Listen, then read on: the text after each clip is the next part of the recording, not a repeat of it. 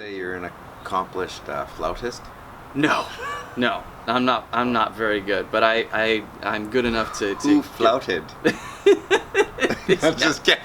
Just kidding. Oh my Hold God. on. There we go. Use your powers. Use the wind power.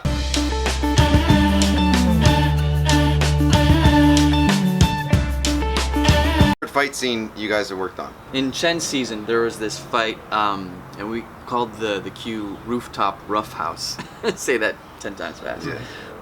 And it's where the characters like jumping from roof to roof, and it was a really fun cue. I loved working on it. I ended up playing cello, and taking the backside of the cello and hitting it with like the wooden part of the bow, like doing chords on the cello, and then distorting it so it's like this really kind of nasty, gritty rock song. But it was really fun to work on. What was the music the comic guy kept playing at the Borg Industries announcement? That piece of music has gotten legs. This is one that we teamed up on. Okay, X1 Joyride. So this is see,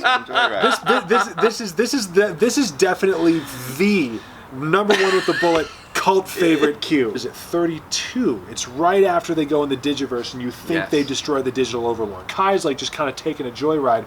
Then he comes up on Pythor and the Nindroids, and so it ends up being this like long, like 5 or so minute scene. But they wanted a Daft Punk type of song. So it's kind of like, what if you had the song called Get Lucky doing the Ninjago theme? So that's what we did. And then it started to turn sinister because you had the Nindroid and stuff. So it was part dance piece, part score. And that was something that like we honestly were like, oh man, how are we gonna do this? And so it's like, okay, I'll take half, you take half. Let's just get this over with. Cool. It was a hard scene. And then all of a sudden, like the YouTube viewership just goes through the roof, and everyone's like, "Oh, this is my favorite song." I guess it's because the kids are really into the dance music. But so then that became this thing. Now, like all the editors at Will Film, they love putting it in there. So that's the piece that Mother Doomsday was playing when they announced the Borg Watch and stuff. Did you guys do any research on traditional Asian music going into Ninjago? Absolutely. Yeah, for sure. If you're learning new instruments and learning, do you feel as composers you grow? Yeah, I mean, it's I do feel like I'm getting better at like groups of instruments. So wind instruments in general, once you kind of get like the hang of, you know, putting your fingers on holes and the whole like breath support thing, the next time you learn a new flute, it's a little bit easier. You always want to do your homework. You know, you always want to be competent in what you're doing and stuff, especially this is such an international show. So, you know, we do derive lots of things from different cultures without necessarily feeling tied down by the totality of those traditions. Yeah. You know, so it's kind of like, you know, you want to be authentic enough to be respectful, but also you want to be flexible enough because we're blending all these different things together because it's guided by the story. Yeah, we need to know all the rules so that we can follow them and also break them. So a good example of this is in season 8. One of the things I did when I was recording flute was I did like a beatboxing thing on the flute, which is, I mean, that's not traditional in any way. But you know, it worked. Yeah, so you gotta break the rules. I'm in high school and I'm looking at becoming a composer. What sort of path do I take for schooling, or what do you recommend? 20 years ago, I would have said, you need to learn classical music, you need to know how to conduct, you need to go to a great place to get your undergrad or study with somebody, and then you gotta, you know, do a program like at USC, like the one that we went to.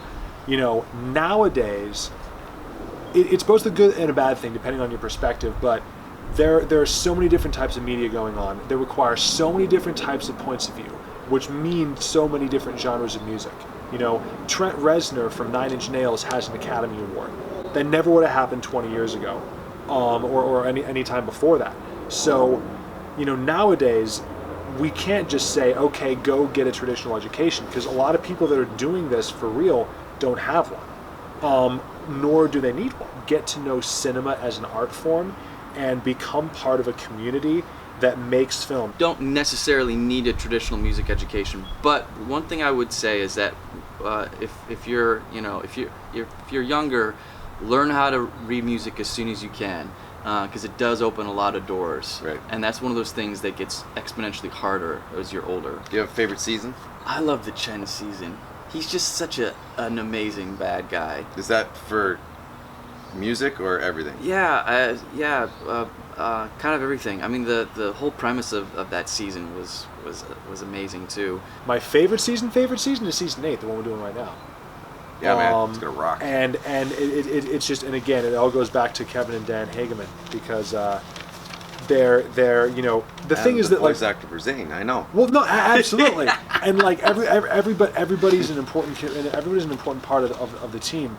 These guys, you know, I'm sure they could say the same thing as, oh, we were just little kids when we started Ninjago. So like, as we're growing up and maturing as artists, and as our audience is maturing too, you know, they're taking it in a new direction, in a deeper direction, and I think that it's just, you know, it touches on a lot of really deep stuff, and just the storytelling and the cinematic aspect is very sophisticated.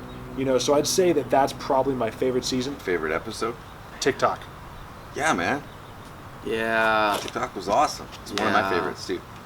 that might be my favorite too. Really? Actually. What's a movie that you think has top-notch composition? I mean, there's so many. I mean, you can say the obvious one. There's an obvious one?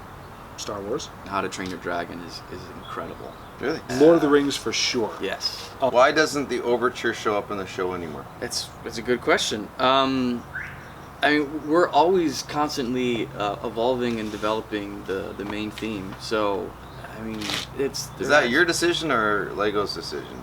No, it's our decision. We always want to keep it fresh and keep it pertinent to, you know, with the story at hand. Yeah, I think just to clarify, so an overture traditionally is sort of like an overview of the music you're going to hear in a production. It started with opera, then it went to Broadway, and then it went to like the old movies and stuff. So an overture is basically the main ideas of a story all kind of bunched up in a single piece. So that's why, you know, we released it online right away. That's why it's so iconic. What you have within that, though, is the full Ninjago theme, the Ninjago melody, which is still present in literally every episode, or at least a fraction of that melody. Okay, so just to be clear, you guys didn't do any composing for the movie, right? Is that Right. true? No, not for the movie. My bad. I thought they did, but you did go to the premiere. Yeah. Yes, yes. It was a great time, and the movie is very fun. Yes. The movie is very fun. The movie is hilarious. I would say just keep an open mind when you go see the movie, and I mean, think of it as kind of its own standalone thing that's inspired by the TV show. But yeah, go in with an open mind. Exactly. In Jay's game show, is that musical piece going to be uploaded when you put the stuff on iTunes? Wait, what? The Super Ninja Can you Challenge. upload music for Jay's game show? It was Jay, remember he was a game show host? The Super Mega Ninja Challenge? Oh gosh, Yeah. yeah. Oh man. So will that piece ever make it to iTunes or be uploaded on one of your Yeah, sites? it might get to YouTube. I don't know Someone's if it'll asking. end up on the soundtrack compilation because there's just so much music. Is it true that you guys use strings to represent bad guys and winds for good guys? Is that true? Yeah. Mm-hmm. Really? For the most part, but specifically for strings, it's bowed strings. It's Okay. like the friction of the bow against the string. So like plucked stringed instruments are kind of neutral. But yeah, we stick pretty closely to that. Yeah, we do. And again, like we're talking bowed string. We're not talking about violins and basses. We're talking about the solo Thank you. instruments that are emblematic of the villains. Yeah. No, we that was a conscious decision that we verbalized and that we made, and From day one. we made a pact. It's our pact. It's cool, and it's even cooler that people notice it. Yeah. I think. Yeah. Anything you guys want to say to all our friendly fans here that are watching this? Just that you guys are incredible fans, and it's because of all your enthusiasm that the show has lived as long as it has, and now that there's a movie, you guys just have so much